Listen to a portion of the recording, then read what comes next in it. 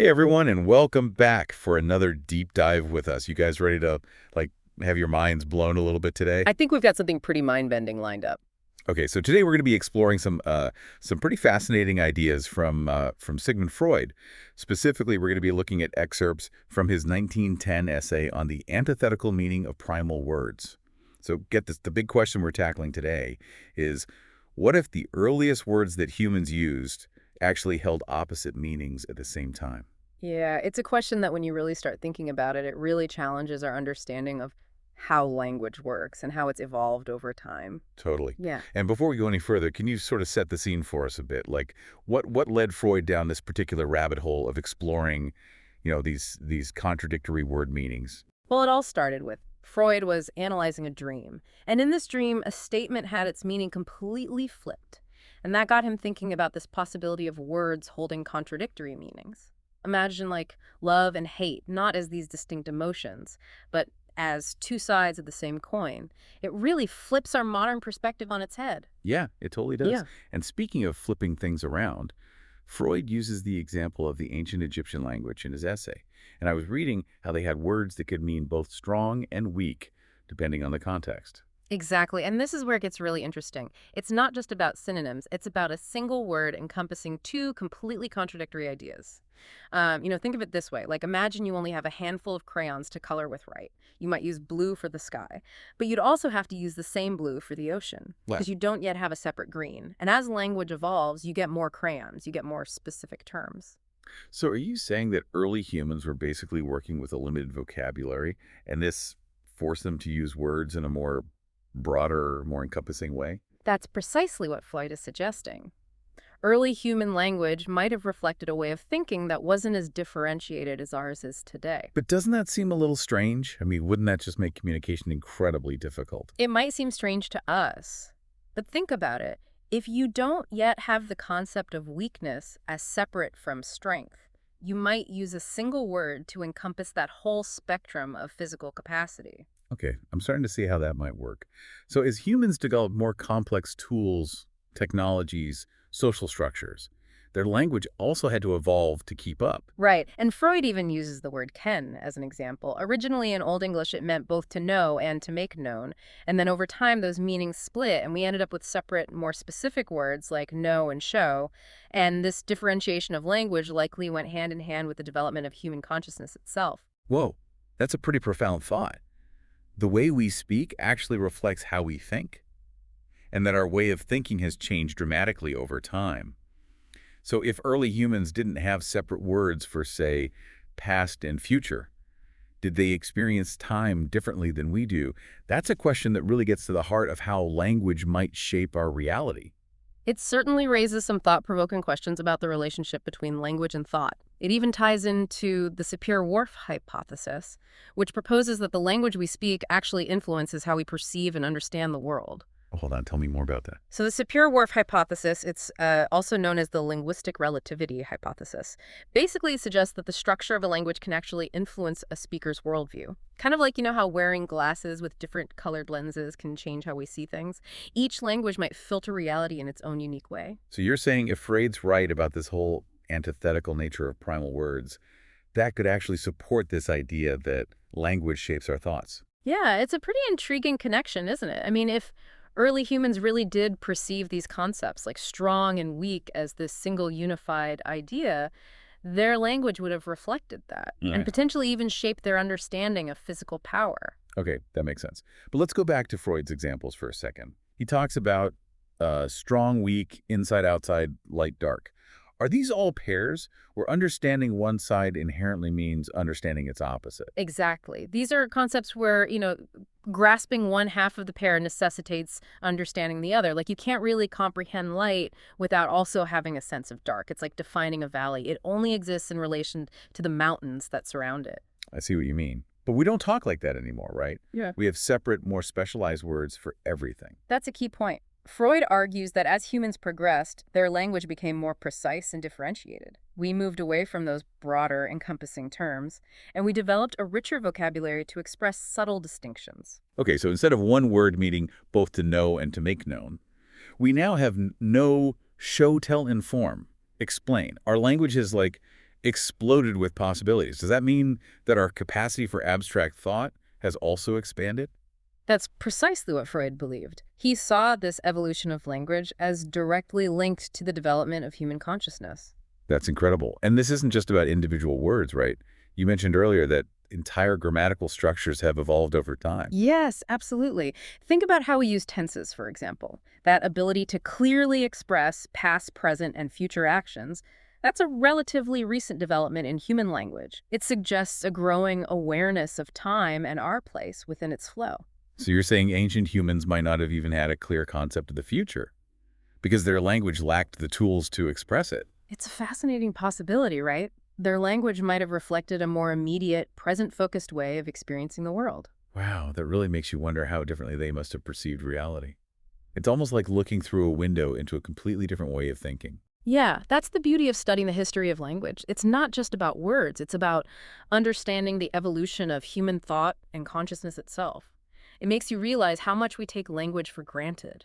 You know, it's so deeply intertwined with our history, our culture, and even our psychology. Okay, so we've talked about how language evolved, but what about Freud's initial focus on the antithetical meaning itself? What was it about this concept that fascinated him so much? Well, for Freud, this wasn't just some linguistic curiosity. He saw it as a window into the workings of the unconscious mind. Remember, he was a psychoanalyst. And he believed that our unconscious thoughts and desires often express themselves in these disguised ways, even in our language. Oh, so you're saying these antithetical words are like little clues Hmm. to what's going on beneath the surface of our minds. That's one way to look at it. Freud argued that the presence of these opposite meanings in a single word suggests a kind of mental tension, a struggle between these opposing forces. It's like each word carries this hidden history of the psychological struggles that humans have faced. So even in our earliest words, we see hints of the complex, often contradictory nature of human experience. Precisely. And for Freud, that was a key insight. It helped him understand how our minds grapple with these conflicting desires, impulses, emotions. I'm starting to see how this all connects. It's like language isn't just this tool for communication, it's a reflection of our deepest psychological makeup. Exactly. And by studying the evolution of language, we can gain a deeper understanding of how the human psyche itself has evolved over time. It's like peeling back the layers of an onion, revealing these intricate complexities of human thought and development. Okay, but let's be real for a second. Most people don't spend their days analyzing the nuances of ancient languages. How can we make these ideas relevant to our everyday lives? Well, for starters, I think it encourages us to be more mindful of the words we use. Think about it. Each word we utter carries this incredible weight of history and meaning. It's a connection to the very essence of human experience. You mean think before we speak? It's more than that. It's about recognizing the power of language to shape our thoughts and perceptions. It's about understanding that the words we choose can have a profound impact on ourselves and those around us. So if we change the way we talk about something, could we actually change the way we think about it? That's a question that researchers are still exploring. But there's growing evidence to suggest that language can indeed influence our cognitive processes. It's a fascinating field of study that's constantly evolving. Wow, this is all very thought-provoking. It sounds like we're not just talking about words anymore. We're talking about the very essence of how we experience the world. And that's the beauty of diving into these complex ideas, isn't it? It forces us to question our assumptions and open ourselves up to new ways of seeing things. It reminds us that there's always more to learn and more to explore, even in something as seemingly simple as language. Okay, but let's bring this back to Freud's central idea for a moment. Yeah. This whole antithetical meaning thing, it's a bit of a head-scratcher, isn't it? It is a tricky concept to grasp. Even in Freud's time, not all scholars agreed with his interpretation. So some people thought he was completely off base. Not necessarily off base, but there were definitely alternative viewpoints. Some argued that these early words weren't truly expressing opposite meanings, but rather a broader, more generalized concept that hadn't yet been broken down into specific terms. So instead of strong, weak, it was more like a word for power in general, a word that encompassed the whole spectrum of physical capacity without distinguishing between its extremes. Exactly. Think of it as a more holistic view, where the nuances hadn't yet been teased apart by language. Okay, I can see that. But Freud was pretty convinced about his theory, right? He was, and he brought in a lot of evidence from different languages to support his argument. He even saw it as a key to understanding the development of human thought and consciousness. But it's important to remember that this is just one theory among many. The beauty of exploring these ideas is that it opens up these new avenues of inquiry and invites us to consider different perspectives. So what does this all mean for us today? Why should our listeners care about this antithetical meaning business? Well, for one thing, it challenges us to think about language in a whole new way.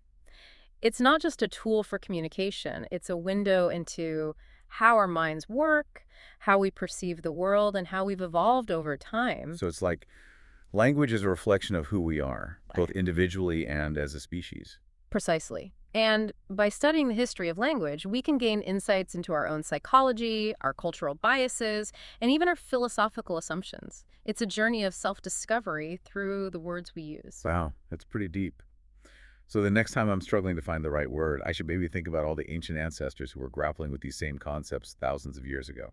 That's a great way to look at it. It gives you a new appreciation for the complexity and power of language. Each word carries the weight of history and the echoes of countless minds that have shaped its meaning over time. Definitely food for thought. Okay, so we've covered a lot of ground here. From ancient Egyptian to the evolution of consciousness, it's been quite a journey.